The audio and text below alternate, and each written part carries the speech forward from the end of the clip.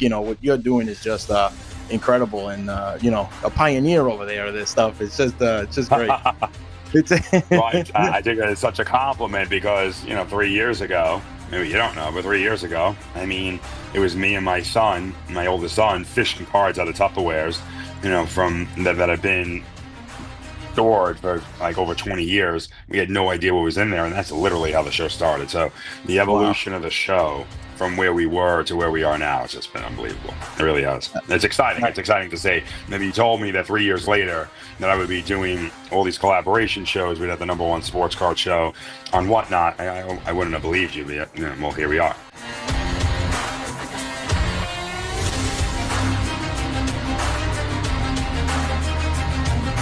All right, welcome to What Do You Collect? We're here with the king of cards, the sultan of whatnot, the legend himself, Joe Hollywood. Here we go. Welcome to the podcast. How are we doing, Joe? My pleasure to have you on here. How's everything today?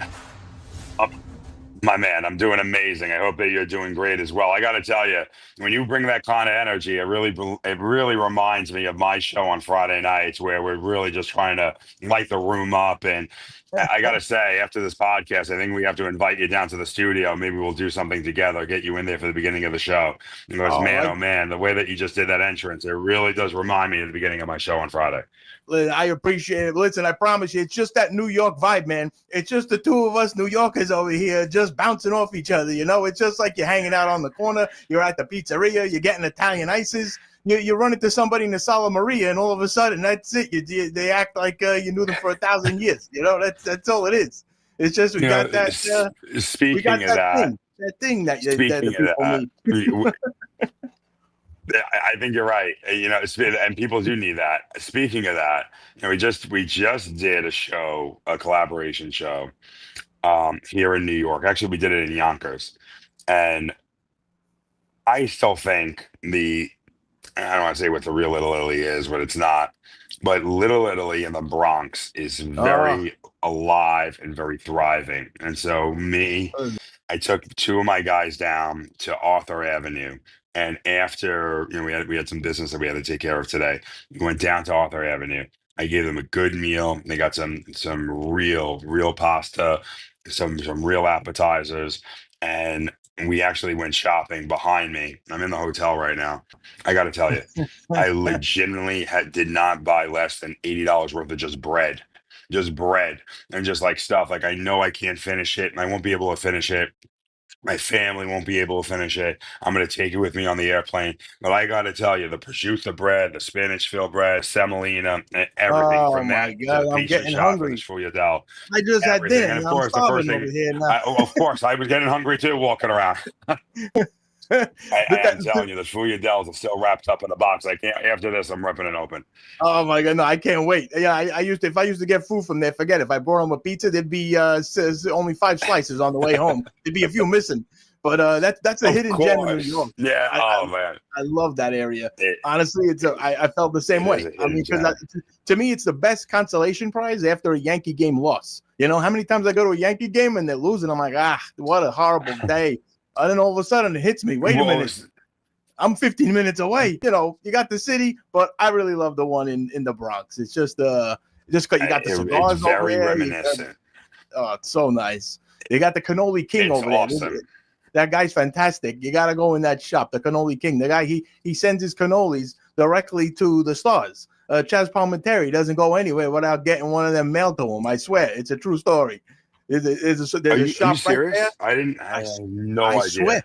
If you go in the guy's shop, he's got the pastry right there. It's like a Napoleon, but it's called the Chaz. It's like a special way he makes it.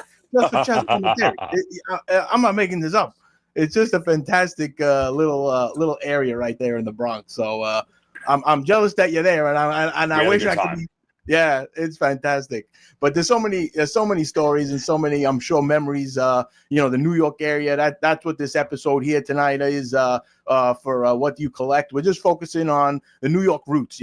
Like where you started out here in the city. Out in Queens, and then just kind of from there. Those roots basically are always a part of you. It's just like wanted to go through a couple stories or something you remember as a kid. your first collectible or your first, you know, sports memory that you had being here in the city? Well, I'm not going to say it's my first, but I am going to give you a memory of something that really resonates with me. We grew up really poor, and so one of the things that resonates with me is that growing up in Queens, the one place that I could count on my mom always trying to drag me to was the Aqueduct Flea Market. I don't know if you remember this at all, Yeah. but Yes, I do. on Yeah. Tuesdays, Saturdays and Sundays and Tuesdays, especially Tuesdays, they had this crazy flea market where they would literally, almost shut down the racetrack, and then they would have like this little walk-in partition right on Rockaway Boulevard. And they used to make you go in. And my dream was just to find anybody that was selling baseball cards. I mean, that was it. And I had to go through the hundreds of clothing and the fake jewelry and all the other BS that used to be there.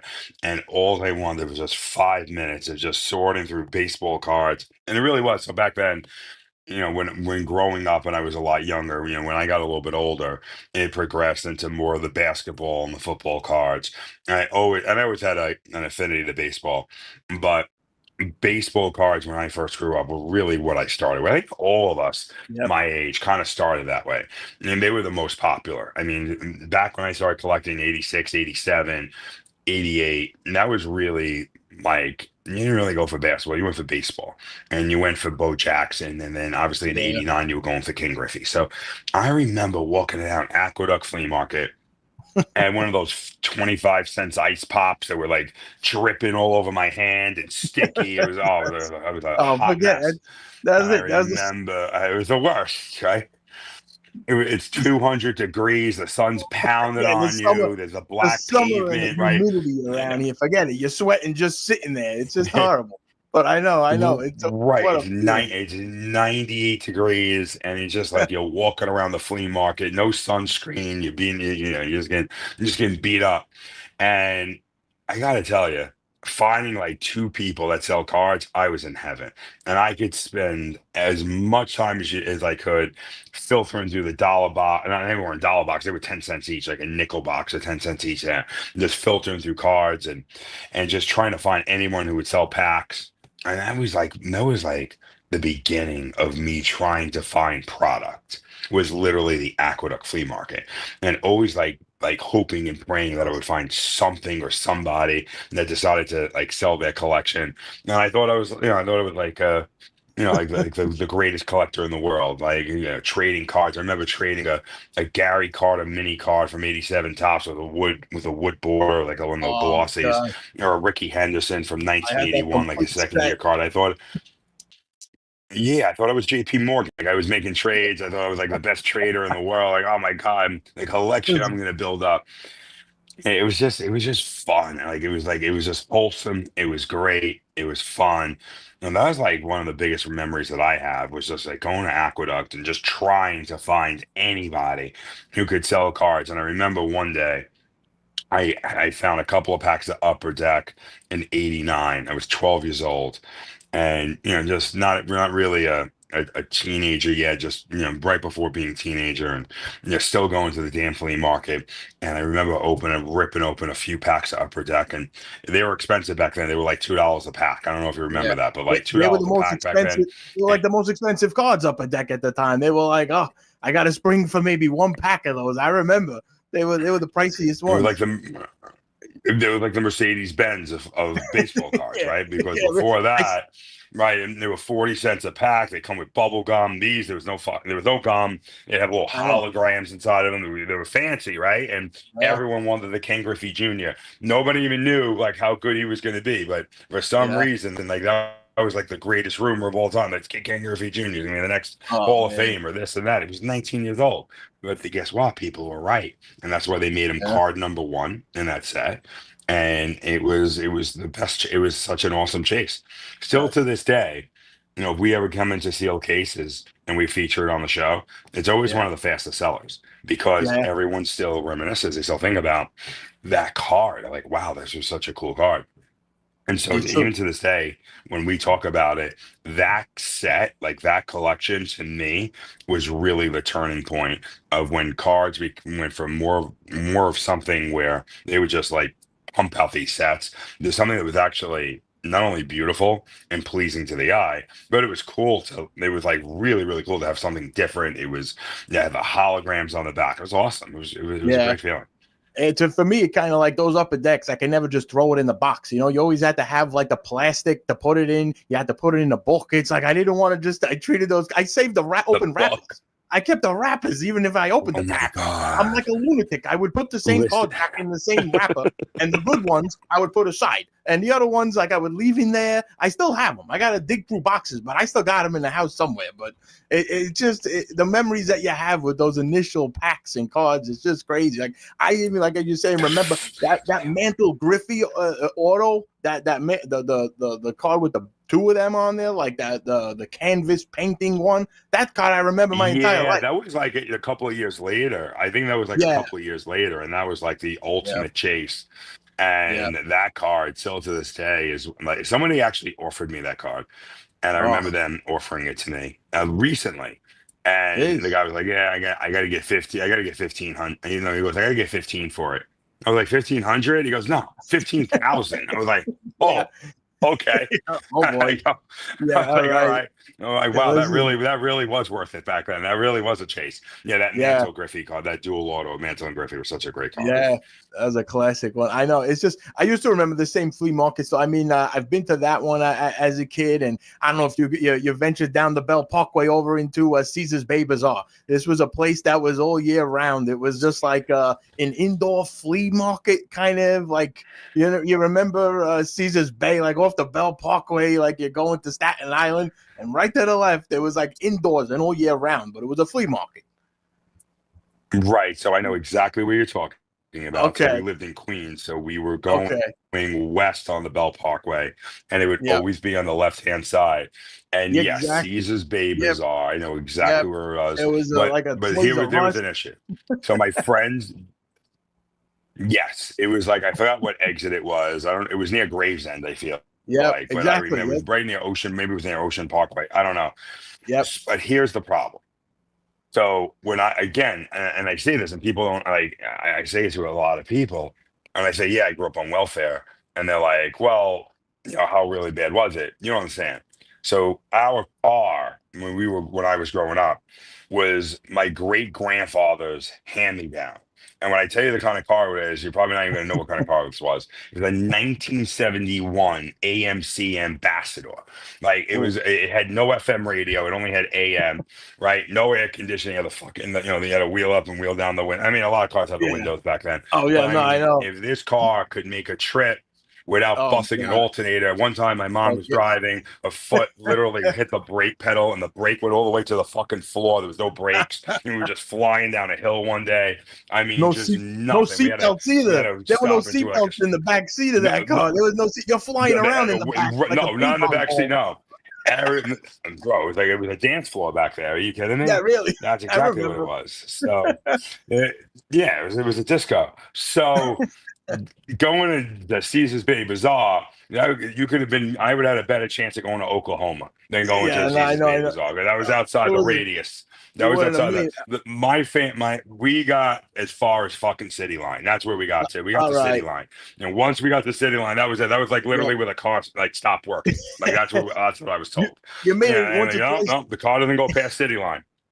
You made it once or twice to New Hyde Park Pizza, though, no? You can make it to the New Hyde Park. New Park was down a block. New Park Pizza. The New Park Pizza was literally a block away on Cross. Yeah, that was Cross Bay Boulevard. Yeah, that was New Park Pizza. Yeah, that was a couple of blocks away. I still legendary place. Cross Bay Boulevard Diner, I still go. I'm like, the diners in Brooklyn are just something that, like, if you've never been in one or experienced it, it's just something like you're in a movie. You go in there, it's like everyone's a character. Honestly, if there was a reality show just in a Brooklyn diner, I think you'd be entertained for seasons on end. I mean, it's just who's complaining about the Jell-O? How do you complain about Jell-O? It always tastes the same. I mean, there's just people come up with the craziest things in these Brooklyn diners. always open. The diners were constantly open. There was always a fight. Either always a fight, or you ran into somebody's ex-girlfriend at the weirdest time, 7 in the morning, 3 in the morning. It didn't even matter. You coming home from you were hanging out. You were you were at the club. You were partying the night before. Everyone gets hungry. You didn't want to go. Like, it's different. Like, when you Yeah. don't live in the five boroughs and you live outside of it and you see what life is. I try to Yeah. explain this to people and they don't understand. Like, I work with people, like I have these guys like Double E. Like, Double E came, he's chewing a toothpick. It looked like he was baling hay for 6 hours. Like, you didn't understand. I'm like, I try to explain these things. And it's just like, cool. Like, they don't get, like, they don't understand. So for I me, get it's like he doesn't get it. So I think, like, for us, like, these are the kind of things that were kind of normal. And I think if you it's true. lived like 48 other states, like, maybe it was kind of normal in Jersey. But other than Yeah, that, like, if yeah, you're no, like, it's you were true. like from the outside looking in, like, what's wrong with these people? Like, what are they doing? But like, to us, like, that's how we grew up. It's kind of cool. And then Uh, you take a look at how our minds work, like why we started our collections. I'm not sure how you started, but for me, my collection was everything. Like, it really yeah, was. Like, I protected it like amongst none other. Like, even when I yeah, got older, like, that collection, like my card collection, even though I'm not telling you it was the most valuable, because it wasn't. Like, I had some really good cards in there. I found out that I had a couple of very expensive cards that I sold for, for like a box of Cracker Jacks when I first started. And I had no uh, idea how these yeah, values, went up. But like, the funny thing is I always had this real passion and love for the hobby that was yeah, kind of hard to explain to other people. And then when you go online and you go on Whatnot, or you go on a couple of these services that you go on, and these apps, and now you're able to like run into people that have that same passion that you do. It's like, oh my God, absolutely. where have Yeah, these people been all my life? Because yeah, they have yeah, that same connection and these personal collections. And I think that's where the future is going. I think, to me, We got one yep, alive. when you talk about like these Oh my God! PCs Can and you people imagine really that? have these affinities Nuts. towards certain Can you players, imagine and if they the don't even cards have even to be like the Olympia? Kobe's and the Jordans. I'm talking about, even when you talk about like the Penny You gotta be Hardaways, fucking kidding me. you talk about the You Shaquille gotta be O'Neals. I fucking mean, kidding me right amazing now. players, right? I mean, all stars, Hall of Please Famers dude. pre-order. sometimes, even borderline Hall of Famers. But people have such affinities to them that I think a lot of people from the outside in, more and more people are starting to see that it is kind of cool to collect those players, your favorite players from when you were a kid. They get those 101s, they get those rare cards, they get those higher grades. And we did the show with the National this year. Oh my God. The show at the Yeah, National was unbelievable. I mean, main stage, I mean, there's two side stages. The place was packed. Even from the setup day, people were shopping on the Tuesday. The dealers that were shopping with each other and buying boxes. I mean, I got to tell you, I did most of my purchases on Tuesday before the show even really started, as we had a setup on Monday that we got set up there in the Breakers Pavilion. And on Tuesday, when dealers were starting to set up their tables, we went shopping. Like, we really wanted to find, like, and not a lot of yeah. people know that, but one of the cool parts of having a dealer's pass is now when you're setting up your table, now you get a chance of seeing what everybody else has before it really gets opened. And that's kind of cool too. That's all. Yeah, because otherwise it gets so packed in there. I mean, I've been to the Fanatics Fest just a couple months ago here in New York. It was just it was packed, and the amount of celebrities and sports players that were there. If you're looking for a specific card, it might be gone by the time you get there, because it's like there's just like if it's something real limited, the amount of shoppers that are there and at these shows, it's just been growing so much. And I think it's really too, like, looking at today's time, it's like the sports legends, they're the icons of today, and they're bigger than ever. You know what I mean? It's like how much access we have to media, how much access to news, and watching these players. You're able to turn on the TV and you could choose between how many games. Where back in the day you had your 7-8 state channels on the television with the rabbit ears. Like, that was it. You got your local game and maybe you got one national game a week. You really, like, you Well, barely.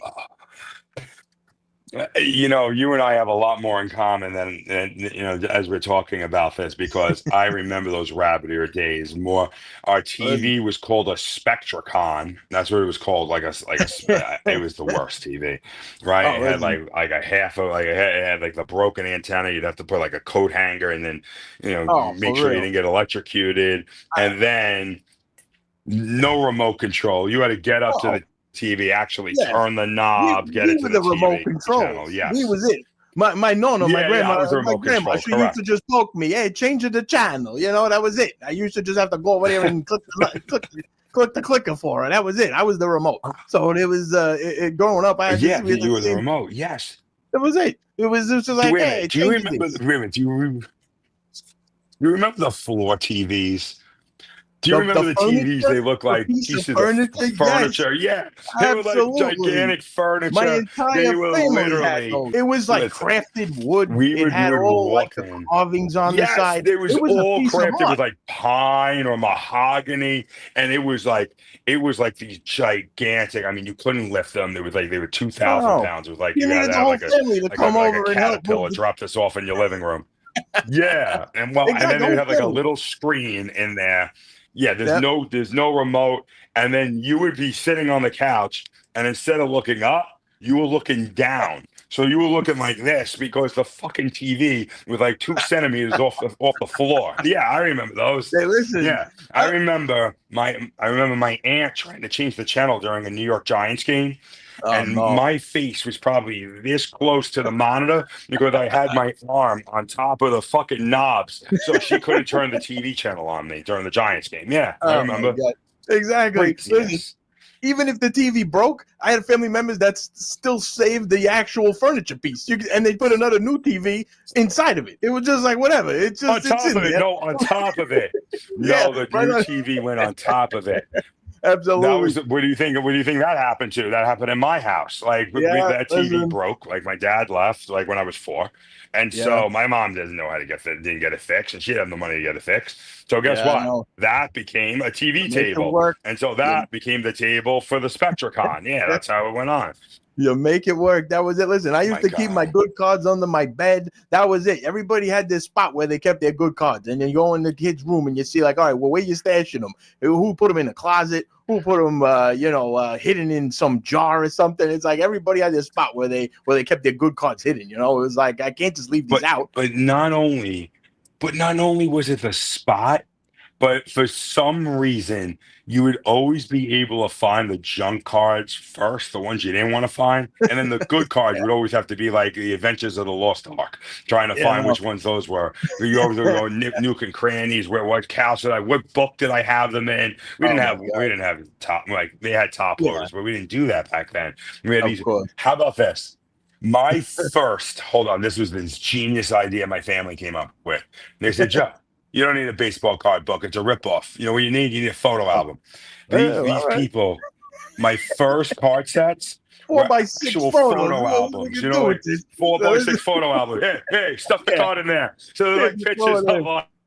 they're like pictures of like high school my I don't know my parents Listen, like high school graduations, and next to it like a Tom Seaver on the White Sox. Like that's how it was. They're like literally they maybe put the cards in actual photo albums. So listen, yes, I remember those everybody had vividly. something unique because after a while you ran out. After a while you kept buying packs. You're like, all right, where am I putting these things? Shoe boxes. I only bought so many shoes, so I ran out of shoe boxes. I actually used a couple boxes of Kraft cheese because Kraft cheese, if you bought the bulk size, you used to get like a log, Never and did they that one. lined up. Listen, they I were fit for never they were used the fit Kraft perfectly. cheese. I'm telling you, the box didn't stink. My cards didn't smell like cheese, but I'm telling you, the cheese was wrapped individually. But I used anything. I'm like scrounging around the house as a kid. But these things, I believe I still have them saved because I'm like, I can't, just disbar them at this point. I held on too long. But just want to talk. That's really funny.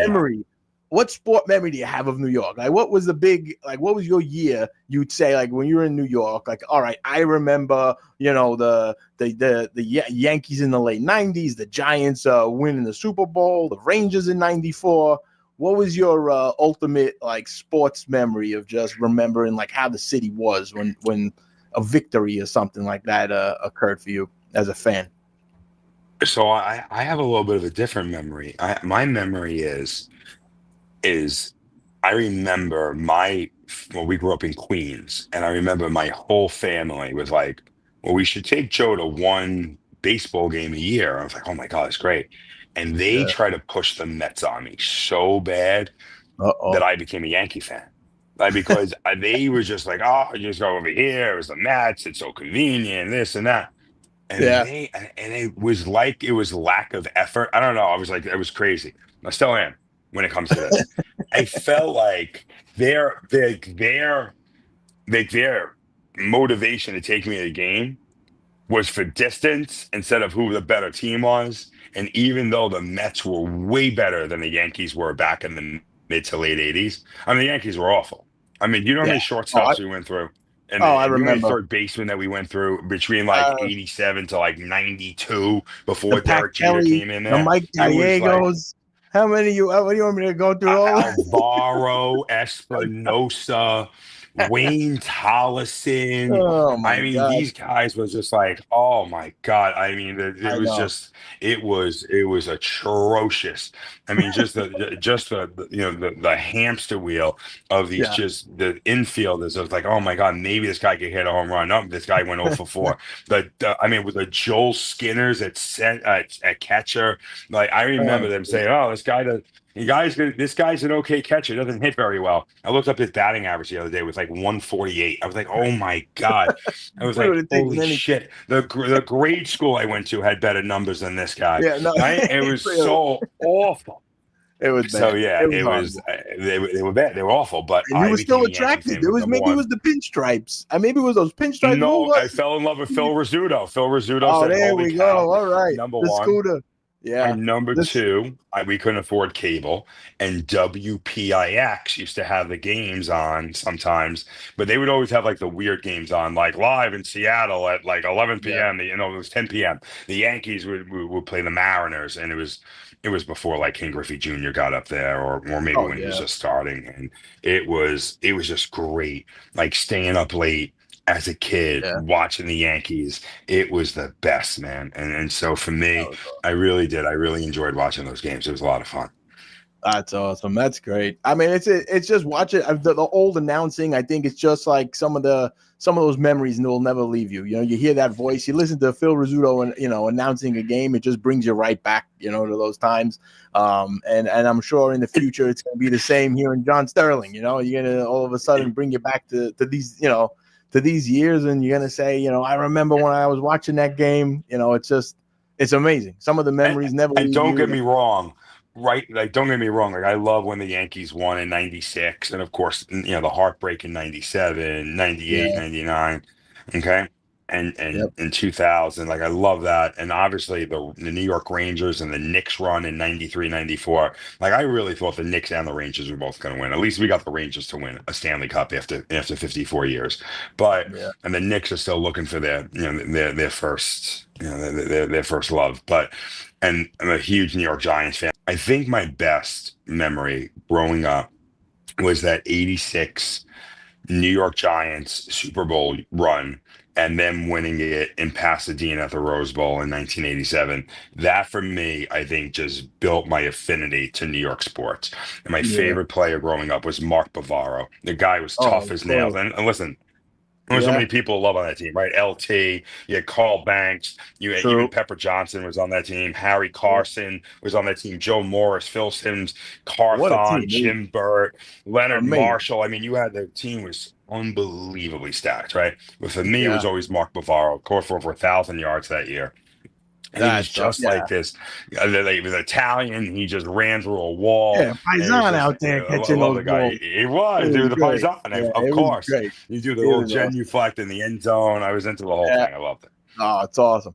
It's so funny. Well, I got back here. There's a couple things I collect. These digital collectibles. You got right behind me is a Phil Sims video highlight. You know what I mean? It's just like so. I just love watching some of those old plays. You turn on that old footage and just see the old days. It's just it's so great to just bring back those memories. And I appreciate you bringing those memories back here with us today. So, Joe, You're the best. All right, man. Listen, I don't want to keep you. I know you're a busy guy. You got so much going on here tonight. I just love that you came on today. I hope everybody's going to be following you here on Whatnot. Joe Hollywood, he's a legend in the industry, turning collectibles into the future over here.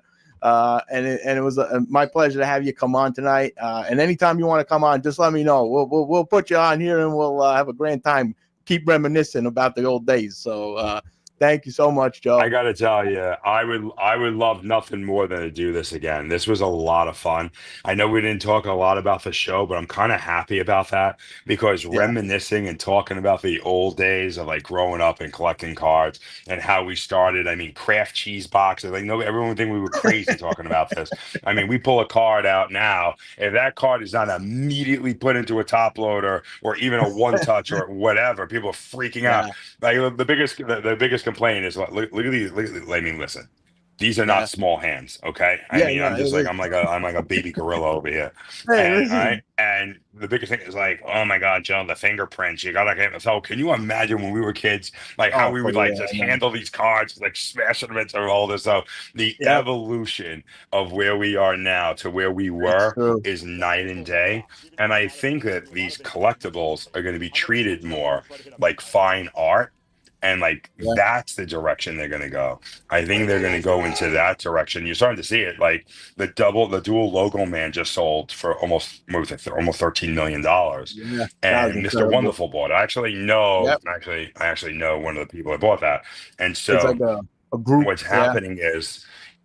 Yeah, it's a group. Yeah. And so what's happening is you're starting to see the evolution of this hobby just getting better and better and better. And for people that think they're getting priced out, they're really not, because there's always a way to collect, because the stuff that we used to collect, some of that stuff is still affordable, where you're able to, collect those memories where you could still get, an Upper Deck Ken Griffey Jr. card. If it gems out of a pack of cards, you're still talking about a few $1,000s in a PSA 10 for a Ken Griffey Jr. If we're lucky to get great centering and that little diamond in the back is good. That's really, really good. And so I still think that there's still a lot of things that people can get into and a lot of ways to get their kids, their grandkids involved with it. Because, hey, if we don't get the younger generation into the hobby, then, you know what?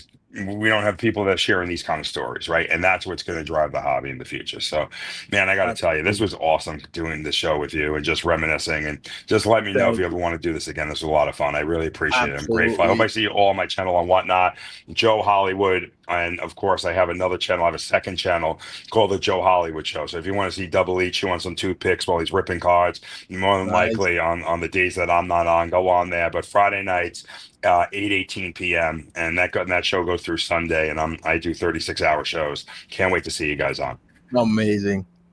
Thanks so much, Joe. All the best. We'll be in touch soon, and thanks for joining us today. You're the best, bless. man. Have a great day. Thank you for coming on. For the opportunity. What do you collect? Show me your collection. You're my one of one. You're my kind of obsession. My big break, my case hit. Open up and show me what's hidden within. What do you collect? Oh. What do you collect?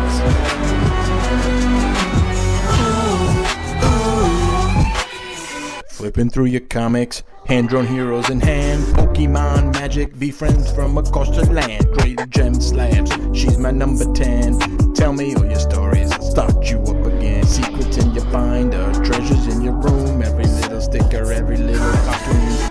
What do you collect? Show me your collection. You're my one of one, you're my kind of obsession. My big break, my case hit. Open up and show me what's hidden within. What do you collect? Oh, what do you collect?